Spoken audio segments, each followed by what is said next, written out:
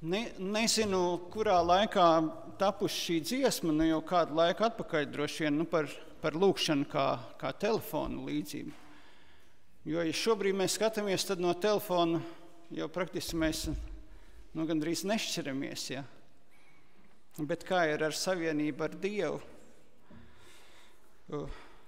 Ir cilvēki, kas saka, cilvēki pat draudzes, kad mēs Dievu lūdzam katru dienu, kāpēc tāda lūkšana nedēļa? Tad parāda, kad es pa gadu nekā nedaru, un tagad man lūkšana nedēļa, es tādu sasparojos un esmu milzīgs lūdzējs. Ja. Ir tāds uzskats. Bet saprotu, ka tā ir iespēja, kā jau ziņojumos teicu, iespēja mums pulcēties puslaiku klātienē kopā un puslaiku caur Zoomu un dalīties tajās pārdomās, kuras mums lūkšanas nedēļas lasījums ierosinās. Un šajā reizē mums ir mūsu ģenerāla konferences prezidenta Teda Vilsona izveidots lasījums par Ābrahāmu. Pirms nedēļas mums bija zabatskola par Ābrahāmu. Un ja mēs skatāmies šī ceturkšņa, šīs Bībeles studijas materiāls, tad viņš ir par liecināšanu. Lai mēs kļūtu par lieciniekiem, un arī šī lūkšana nedēļa arī tieši par to pašu, par to būt lieciniekiem. Es sešot klausoties bērnu stāstu, pa vidu aizdomājos, un man šķiet, ka tad, kad mēs izvēlamies sekot Jēzum, mēs esam liecinieki, gribam vai negribam. Mēs vai liecinām par viņu valstīm, par viņu, vai mūsu liecība ir pozitīva vai negatīva. Jebkurā gadījumā mēs kaut ko liecinām. Mēs tik atstājam kaut kādu iespaidu uz cilvēkiem ap mums. Un tad, kad mēs izvēloties sekot Jēzum, esam kļuvuši par viņu lieciniekiem, kāds tiek aicināts arī sniegt īpašu liecību. Vai ne? Jo pirmajā stundā mēs runājam par Jonu. Cik liela bija Izraela tauta tajā laikā? Pieņemsim apēšs cipars, 1 miljons. Ja?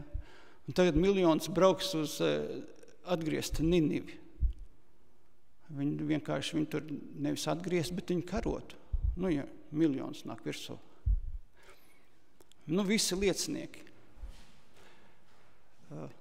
Tātad Dievs aicina kādus liecināt, īpašā veidā, no priekšas vai no aizmugures, bet liecināt tā, kā savā laikā liecināja pravieši, bet kā liecinieki viņi bija visa tauta, vai ne? Visa tauta bija liecinieki.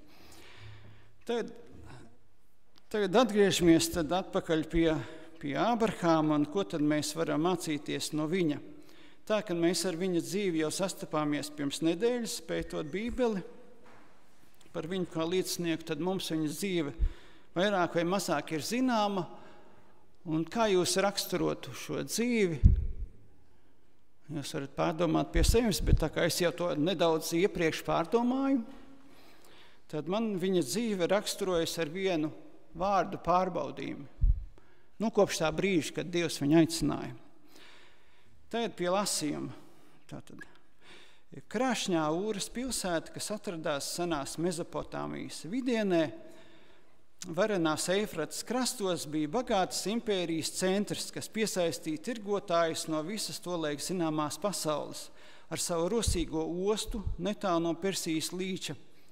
Ūra bija darbīga metropole ar veikaliem, šaurām ieliņām, kas bija pārpilnas ar lopu ratiņiem, ēzeļu karavānām un amatniekiem, kas izgatavoja visu, sākot no ādas izstrādājumiem līdz dārgām rotām. Pilsētas apkārtnē ganījās kazas un aitas, un labi iekoptās lauksaimniecības zemēs auga dateļpalmu birzis un apūdeņotos laukus, mieži, lēcas, sīpoli, ķiploki. Ļoti laba vieta. Bet pilsētas panorāmā dominēja milzīgs zikurāts, piramīdai līdzīgs templis mēnesi dieva sina godināšanai. Zikurātam, kas pacēlās apmēram 20 metru augstumā, no pamatnes, kura izmēri tātad apmēram 40 reiz 60 metri, bija 3 platformas, katra no tām atšķirīgā krāsā un sudraba svētnīca virsotnē. Ir zināms, ka tur notika cilvēku upurēšana. Pilsēta un templis, kas tika uzcelts neilgi pēc Bābeles torņa sacelšanās, bija apdievības un pagānisma centrs, tomēr šīs senās pilsētas postošās ietekmes ēnā cēlās viens no Dieva uzticamākajiem lieciniekiem Ābrahams. Elēna Vaita raksta, augdievība viņam uzmācās no visām pusēm, bet veltīgi. Viņš palika uzticīgs starp neticīgajiem, nesabojāts valdošās atkrišanas vidū un nelokām turējās pie vienīgā patiesā Dieva pielūgsmes. Kā tas varēja notikt, ņemot vērā, ka viņa paša tēvs Tera kalpoja citiem dieviem? Tātad, ja mēs skatām šo lasījumu, daudz atsaucas ir no grāmatas Sentēva un pravieši. Man te priekšā ar šī grāmata ir. Es lasīju, kad viņa tēvs Tera tiešām, viņš no vienas puses viņš tā kā pielūdza Dievu, no otras puses arī kalpoja citiem dieviem. Viena no iespējām, tātad, kā tas varēja notikt, kad Ābrahāms kalpoja Dievam, viena no iespējām ir tāda, kad Ābrahāms dzimis aptuveni 350 gadus pēc plūdiem par patieso debesu Dievu uzzināja no sava vectēva Ēbera, vectēva Ēbera, kurš bija Noās dēla Šema mazdēls. Kamēr lielākā daļa Ābrāma senču jau bija aizgājuši mūžībā, Ēbers nodzīvoja 464 gadus, tostarp vismaz 100 gadus pēc Ābrāma dzimšanas. Pilnīgi iespējams, ka Ēbers dalījās Dieva patiesībā ar savu jauno pēcnācēju. Varbūt jūs esat redzējuši, es savā laikā pats zīmēju tādu schēmu no Bībelē pieminētajiem ciltsrakstiem.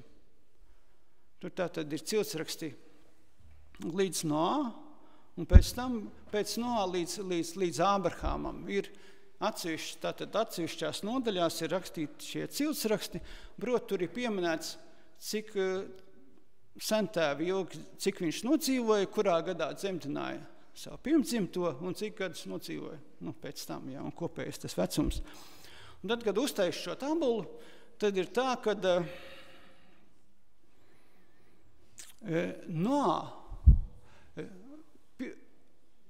pirms plūdiem cilvēki dzīvoja apmēram 900 gadus. Varēja nest liecību. Tātad Ādams varēja ilgi dzīvodams šai pasaulē, viņš varēja liecināt par ēdenes dārzu, par to, kā tas ir tur iekšienē. Un kā tas ir dzīvot kopā ar Dievu vēl bez grēka. Un kāda bija šī pasaule. Ādams varēja par to liecināt. Un starp šiem 900 gadus dzīvojošiem cilvēkiem bija arī Noā. Jo Noā, tad, kad bija plūdi, viņš bija 600 gadu vecs, un viņš pēc tam nodzīvoja vēl 305 gadus. Un pēc schēmas Ābrahāms dzima 2 gadus pēc Noā miršanas. Un starp citu šeit pieminētais Ēbers, viņa vectēvs Šems nodzīvoja vēl ilgāk par pašu Ēberu. Proti, tas nozīmē, ka Ābrahāms teorētiski varēja satikties ar Šemu un uzzināt par pasauli, kāda tā bija pirms plūdiem. Tas arī parāda, šie ciltsraksti arī parāda, ka Ābrahāms nebija vienīgais, kas varētu tā kā pielūgt Dievu, jo viņš jau no zila gaisa viņš to ņēma. Tad bija cilvēki, kas pielūdza Dievu, tā nesot šo liecību, un bija, kas to uzsvēra tieši Ābrams, tajā laikā vēl, pēc tam vēlāk viņš nosauc viņu par Ābrahāmu, bet te ir daļēji, mēs redzam, tēvs var sekot daļēji Dievam, dēls var sekot pilnīgi. Varbūt arī otrādāk. Tēvs sekot Dievam, dēls vai daļēji vai neseko vispār. Tas tātad atkarīgs no paša. Dievs tāpēc vēlas ar mums katru personīgas attiecības, lai mēs nebūtu atkarīgi no otra ticības vai no otra neticības. Bet reizē viņš arī vēlas, lai mēs esam kā kopa. Ja. Atgriežoties pie lasījuma, turpināšu, tad neatkarīgi no tā, kā tieši viņš, tātad Ābrāms, uzrunāja par Dievu, mēs zinām, ka ticībā Ābrāms ir paklausījis aicinājumam un gājis uz to vietu, ko nācās saņemt par mantojumu.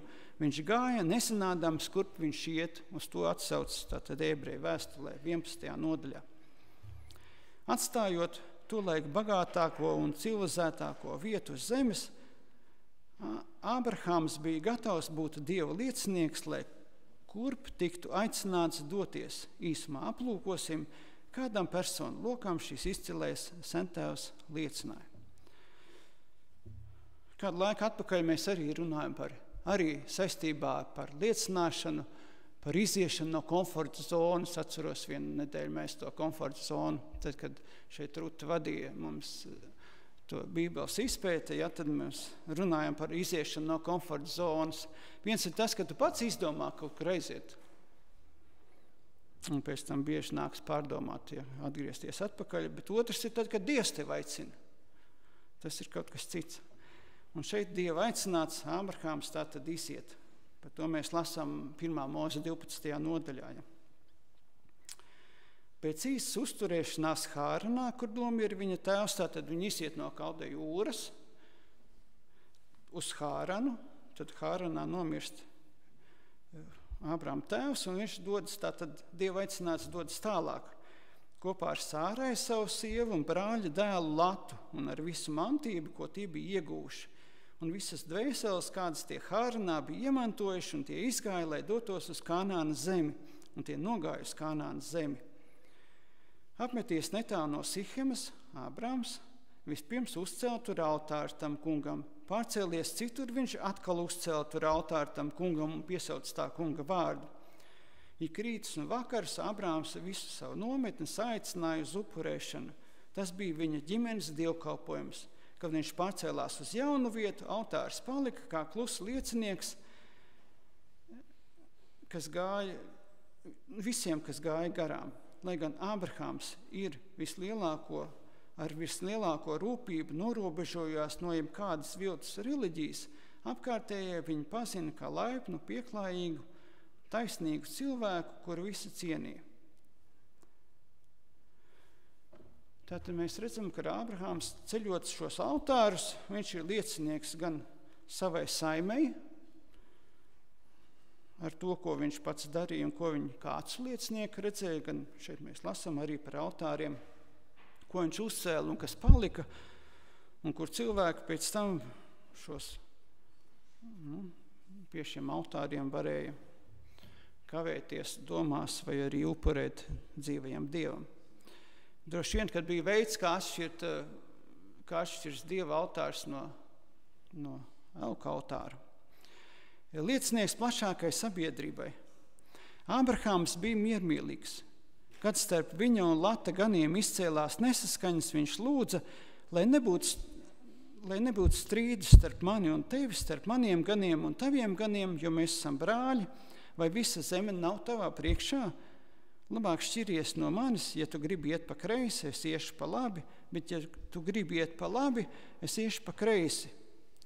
Ļaujot Latam pirmajam izvēlēties, kur apmesties, Ābrahāmam nācās atteikties no auglīgās, bagātīgās Sitimas ielejas un doties uz kalnainiem apvidiem. Vēlāk, kad visas ielejas iedzīvotājs sagūstīja ķēniņš Kedar Laomers un viņas sabiedrotie, Ābrahāms parādīja, ka viņam nav nekāda aizvainojuma par Lata iepriekšējo nepateicību.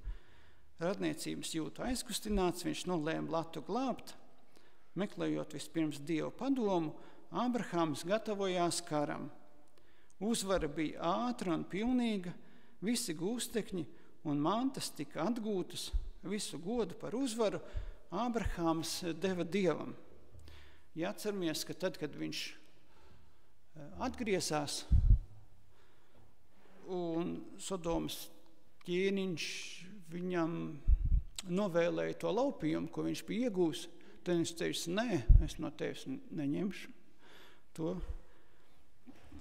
pats personīgi. Un arī tad, kad viņš satikās ar Melhizedeku, Salemes ķēniņu, atceramies, kad viņš tiešām deva godu Dievam par to uzvaru, ko Dievs viņam bija devis un piešķīra 10. tiesu Salemes ķēniņam no tā, kas viņam bija pateicībā par uzvaru Dievam. Un tad, kad mēs nesam ziedojumus vai arī 10. Dievam, viņa darba un viņa kalpu uzturēšanai, mēs jau nemaksājam nodevas Dievam. It kā viņš nevarētu iztikt bez tā. Problēma tāda, ka varbūt mums pašiem tas ir vajadzīgs, lai mēs apzināmies savu saistību, un arī tas ir viens no veidiem, kā mēs iesaistamies misijā, tad, kad mēs atbalstam kādu citu. Piemēram, kā jums ir mājās? Tad, kad parasti zupu vāra 1 vai 2, nav tā, ka visa ģimene vāra un tad viss ēd, vai ne? Jūs zināt, kā jūs varat atbalstīt to, lai jums nebūtu jāiet uz ēdnīcu, bet jūs varētu turpināt ēst zupu. Palīdzēt, sakiet paldies un ļoti garšīgi. Un tas ir tas veids, kā lielākais vairums var palīdzēt. Jo, ja visi bērs sāli, tad vienā un tai pašā zupā tā nebūs palīdzība. Un tāpat arī ir Dieva kalpi, arī tos mēs varam atbalstīt. Caur to, ka mēs atbalstām to, ko viņi dara. Nevis runājot viņu vietā, bet atbalstot.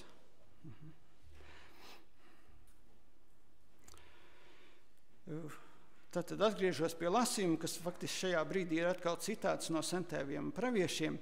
Jehovas pielūdzējs bija ne tikai izdarījis lielu pakalpojumu laicīgajām varām, bet arī pierādījis sevi kā varonīgu karavīru, rakstīja Elēna Vaita. Bija redzams, ka būt taisnam nenozīmē būt gļēvulim. Tieši Ābrahāma reliģija deva viņam drosmi aizstāvēt apspiesto tiesības. Viņa varonīgā rīcība nodrošināja viņam plašu ietekmi apkārtējo cilšu vidū. Ābrahāms savā ticībā dalījās, izglītoja savu saimi, kur turpināja augt, līdz tajā bija vairāk nekā 1000 cilvēku. Tie, kurus viņa liecība bija pamudinājusi pielūgt vienīgo Dievu, atrada mājvietu viņa nometnē, un šeit kā skolā saņēma tādas mācības, kas viņus sagatavoja būt par patiesās ticības pārstāvjiem. Tādējādi pār viņu gulās liela atbildība. Viņš apmācīja vadītājus, ģimenes tēvus, un tie viņa metodas tālāk īstenoja savās saimēs. Ābrahāma uzticība Dievam bija nelokāma, bet viņa laipnība un labvēlība rosināja uzticības un draudzības jūtas pret viņu pašu. Viņš bija nemāksloti dišs un ar to iemantoja cieņu un godbijību. Ābrahāms bija cienījams visās apkārtējās tautās. Liecinieks Dievu un nekritušo būtņu priekšā. Ābrahāms godāja Dievu un Dievs pagodināja viņu. Nepastarpināti atklājot viņam savus nodomus. Tomēr Ābrahāms bija cilvēks un svētie raksti vēsta par vismaz 3 reizēm, kad viņa ticība svārstījās. Pirmā, kad viņš meloja par savu sievu faraonam, nosaukdams viņu par māsu, tā izdomādams, tā domādams, ka pasargās savu dzīvību. Otrā reize, kad viņš, lai iegūtu mantinieku, ņēma Hagaru par sievu, ne bez padoma, bet šoreiz padoms nebija no Dieva. Un trešais, kad viņš meloja par sāru ķēniņam Abimelham, līdzīgi kā Eģiptē. Šī gadījuma atklāja, cik bīstami ir pirmkārt iet tur, kur Dievs mūs nav aicinājis, un otrkārt klausīt tiem, kas varbūt cenšas palīdzēt, bet paši neklausa Dievam, proti, kur rīcība nesaskan ar Dieva norādījumiem. Elēna Vaita piezīmē, ka Dievs bija aicinājis Ābrahāmu būt par ticīgo tēvu un viņa dzīvē bija jākalpo par ticības piemēru nākamajām paaudzēm, taču viņa ticība nebija pilnīga. Lai viņš varētu sasniegt visaugstāko ticības standartu, Dievs viņu pakļāva vēl vienam pārbaudījumam, vissmagākajam, kāds cilvēkam jebkad ir bijis jāiztur. Dievs viņam pavēlēja ņem savu vienīgo dēlu, kuru tu mīli, Īzāku, un ej uz Moriju zemi un upurē to tur par dedzināmo upuri uz kādu no kalniem, kur es tev rādīšu. Abrahams zināja, ka cilvēku upurēšana ir pielūgsmes rituāls, ko praktizē pagāni, ne debesu Dievs. Šādai pavēlēji nebija nekādas jēgas. Kāpēc, lai Dievs liktu nogalināt apsolīto dēlu? Tomēr pēc cīņas lūgšanās Santēvs ticībā devās uz priekšu. Abrahams bija cilvēks, un kaislības un pieķeršanās bija tādas pašas kā mums, taču viņš neapstājās, lai jautātu, kā piepildīsies apsolījums, ja Īzāks tiks nokauts. Viņš neapstājās, lai kaulētos ar savu sāpošo sirdi. Viņš zināja, ka Dievs paliek taisns visās savās prasībās, un viņš Dieva pavēli izpildīs līdz pēdējam burtam.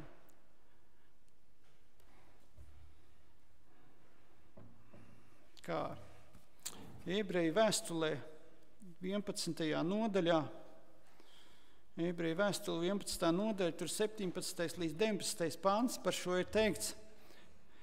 Ticībā Ābrahams, kad tika pārbaudīts, ir upurējis Īzāku, upurējis savu vienīgo dēlu, viņš, kas bija saņēmis apsolījumus, par ko bija teikts, pēc Īzāka tavu pēcnācēji tiks nosaukti, jo viņš domāja, ka arī no miroņiem Dievs spēja uzmodināt, tāpēc viņš to arī saņēma atpakaļ kā līdzību.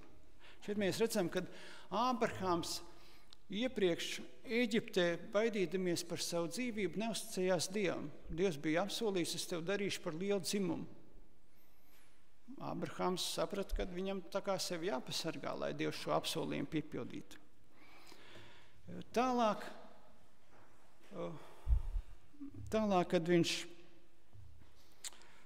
pārgulēja ar Hagaru un viņam piedzima Ismaēls, arī, ja Dievs ir apsolījis dzimumu, tad kaut kas ir jādara, jo gadi jau iet uz priekšu. Un arī attiecībās ar Abimelehu, arī viņš kā sargāja savu dzīvību, bet šeit šis apsolītais dēls jau ir piedzimis. Bet Ābrahams tieši šajā izšķirošajā reizē, jeb šajā vislielākajā pārbaudījumā parāda uzticību Dievam, ticībā, kad arī pat tad, ja viņš nogalinās viņu, Dievs viņu piecels. Tad viņš pilnīgi uzticējās Dieva spēkam. Viņš uzticējās arī, kā šeit teikts, bija caur lūgšanu, viņš uzticējās arī Dieva pavēlei. Dieva pavēlei, kas faktiski tā kā cilvēcīgi šķiet nepareizi un nevietā. Ja. Bet šī viņa rīcība bija par liecību. Un to mēs tālāk lasām. Viņš neapzinājās, ka visas debesis ar nepacietību gaida, ko viņš darīs. Ābrahams un Īzāks nesaprata, ka tas, ko viņi dara, būs mācība par pestīšanas plānu visam visumam. Viņi nenojauta, ka tieši tajā vietā, kur viņi bija aicināti doties, Dievs upurēs savu mīļo dēlu par mūsu glābšanu. Debesu būtnes kļuva par aculieciniekiem tam, kā tika pārbaudīta Ābrahama ticība un Īzāka paklausība.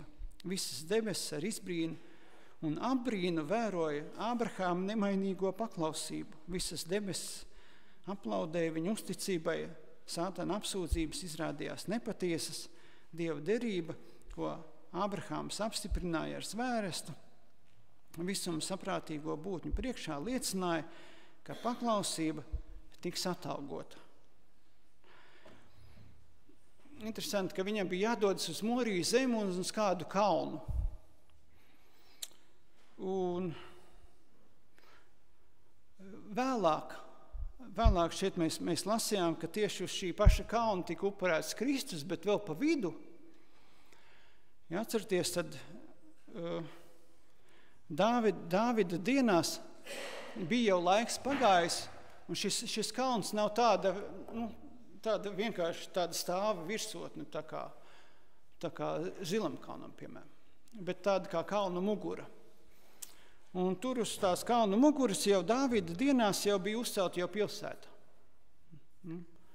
kur tika iekarota un tā kļuva par Dāvida pilsētu.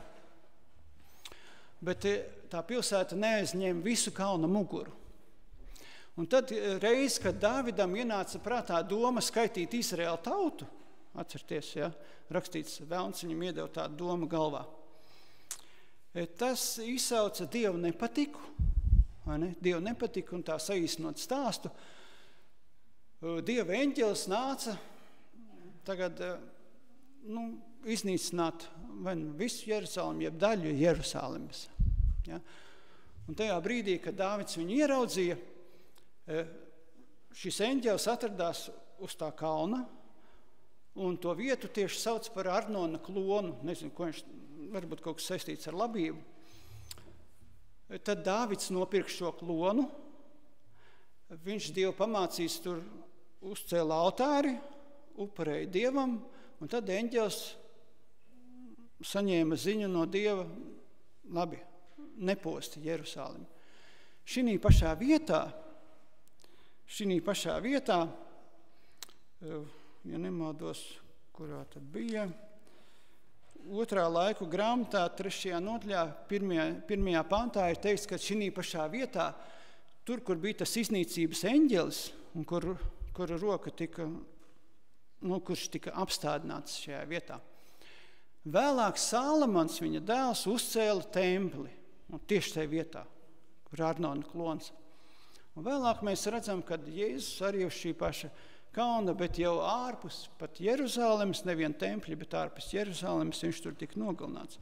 Tā mēs redzam, ka šis kalns faktiski arī pat fiziski, viņš ir saistīts ar mūsu glābšanu.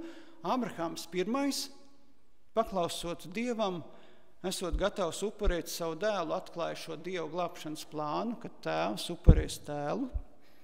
Un vēlāk mēs redzam jau, kad jau Izraēla tauta piedzīvo gan pasargāšanu Dieva žēlstībā, gan arī kalpošanu Dievam tur tika veikta templī. Tālūk ar šo vietu. Pēdējā rindkopa lasījumā pat eņģeļiem bija grūti aptvert izpirkšanas noslēpumu. Kad Abrahamam tika dota pavēle upurēt savu dēlu, notiekošais nonāca visu debesu būtņu uzmanības centrā. Visi dedzīgi sekoja līdz katram sūlim šīs pavēles izpildē. Kad uz īsāku jautājumu, kur tad ir upurējumais jērs, Abrahams atbildēja, gan Dievs pats izraudzīs sev jēru upurim, un kad tēva roka brīdī, kad viņš grasījās nokaut savu dēlu, tika apturēta un krūmos atradās Dieva sagādātais auns, kurš tika upurēts Īzāka vietā, tad eņģeļa prātā skaidrāk izgaismojās izpirkšanas noslēpums, cik brīnišķīgi nodrošinājumu Dievs ir sagatavojis cilvēka glābšanai.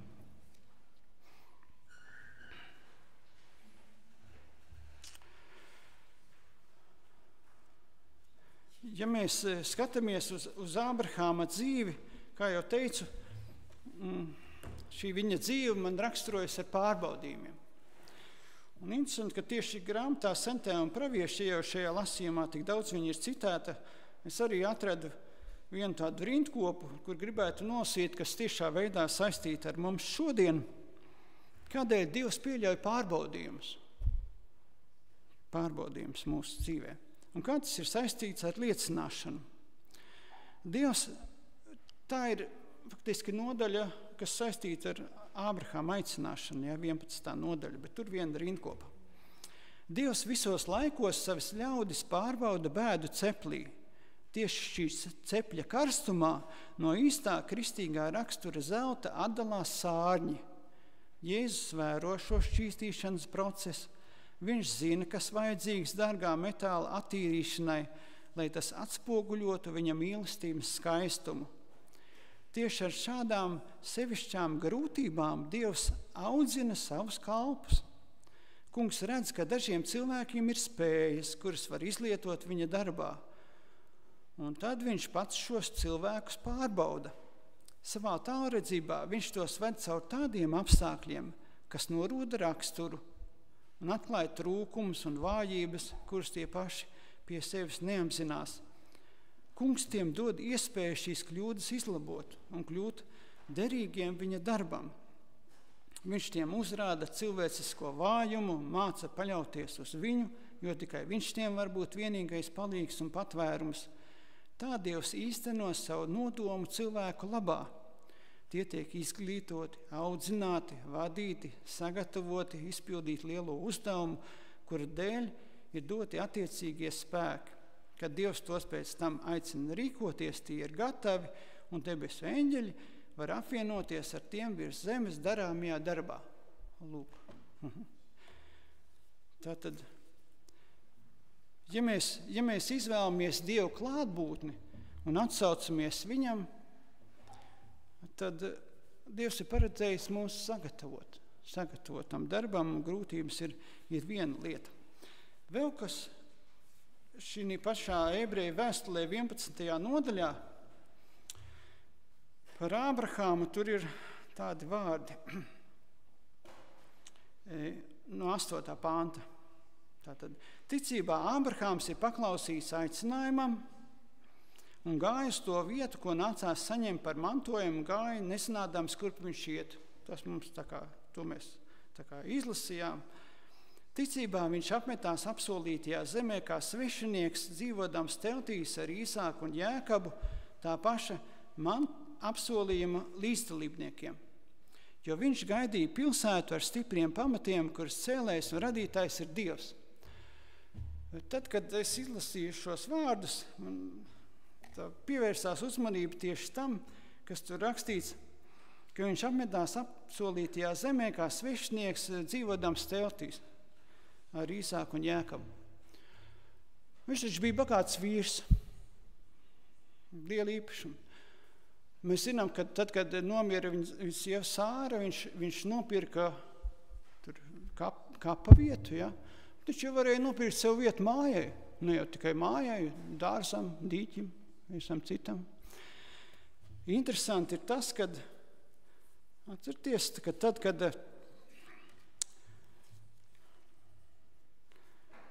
kad tika izpostīta Sodomas pilsēta, Lats tika izvests ārā. Tur ir teikts, ka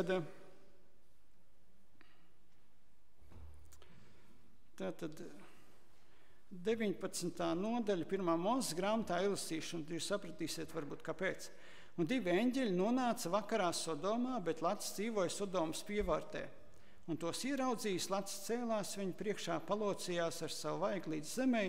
Viņš sacīja, dariet man patikšanu, mani kungu, un ņemiet savu kalpa namā naktsmājas, mazgājiet savas kājas, atpūtieties. Viņam tur bija nams. Lata nams sadeg ugunī un sērā, varbūt ir. Bet Ābrahāma telts palika neskartē. Viņi dzīvoja šeit, Ābrahāms un arī Īsāks un Jēkabs ir atklāti kā sentēvi, kā mūsu paraugs, kas dzīvoja teltī, bet gaidīja Dievu pilsētu. Mēs arī gaidām Dievu pilsētu. Kādas ir mūsu teltis? Ko es ar to gribēju pateikt? Nevis, ka mums jādzīvo teltīs. Es arī pazīju. Es arī nedzīvoju teltī. Bet kāda ir mūsu liecība? Vai mēs šeit dzīvojam tā, kā visi apkārtējie saprot, ka mēs esam uz palikšanu? Tā, uz ritīgu palikšanu. Vai mēs dzīvojam tā, ka mēs saprot, kad kaut kā var noprast, ka mēs tā esam uz laiku, ka mēs esam svešnieki un ceļnieki, ka mūsu īstās mājas ir tās, kuras Kristus apsolījis mums sagatavot, un kad īstā pilsēta ir tā, kuras cēlējs ir Dievs. Tā ir tā liecība, kādu mēs atstājam šai pasaulē. Kādus zīmīgus vārdus dzirdēju par Jēzu, jūs varat pārdomāt, man liekas, kad viņi ir patiesi. Šie vārdi bija sekojoši. Jēzus neizgāja, lai liecinātu. Jēzus liecināja izejot. Ko tas nozīmē? Tas nozīmē, ka tā liecināšana nebija kaut kas, uz ko viņš laiku pa laikam tā kā nobrieda. Bet viņš dzīvoja ar to. Un es saprotu, kad Ābrahāms arī, tad, kad viņam bija jāatstāj tā dzimtā pilsēta, viņš bija tāds liecinieks. Un lai Dievs dod mums, ka mēs varētu no viņa paņemt šo ticību un paļāvību uz viņu. Un reizē tomēr, jo ticība jau ir tiek uzsvērta pastāvīgi, jo Ābrahāms ir ticības tēvs, bet kaut mēs spētu arī tā paklausot Dievam un lūdzot viņam padomu, saprast, kā mums jādzīvo šajā pasaulē, īpaši pirms Kristus atnākšanas, lai mēs liecinātu, ka šī vieta ir tā uz laiku mums dota, ka mēs gaidām kaut ko labāku. Lai tas mūsu dzīves pamats nav dzelzbetons, akmeņi vai kaut kas cits, bet lai Kristus ir tas mūsu galvenais dzīves celtnes pamats. Un es tā noslēgumam atradu vārdus, man likās zīmīgi tādas svarīgas pāris lietas, kuras mums ir nepieciešamas, atradu priekš sevis šajā nedēļā 1. Korintiešu vēstulē 15. nodaļā 58. pantā. Tur ir tādi vārdi. Tad nu, mīļie brāļi, māsas var ņemt vērā, topiet pastāvīgi, nešaubīgi, pilnīgāki tā kunga darbā vienmēr zinādami, ka jūsu darbs tā kunga lietās nav veltīgs. Tātad, ko šeit Pāvils novēl? Pastāvību, nešaubīgumu un pilnīgumu kunga darbā. Vai tādi mēs esam? Jo mēs jau nedzīvojam pirmo dienu šajā pasaulē. Jūs tik zinat, kas jums veicās vai kas jums neveicās. Un arī attiecībā uz Dieva valstības lietām. Tad būsim Dievam uzticīgi tajā, ko mēs jau saprotam. Lūgsim no Dieva gudrību tajās lietās, kuras mums vēl vajadzētu zināt. Un uzticīgi viņam sekosim tajā ceļā, ko viņš mums atklās, ja būs vēl kaut kas jauns. Āmen.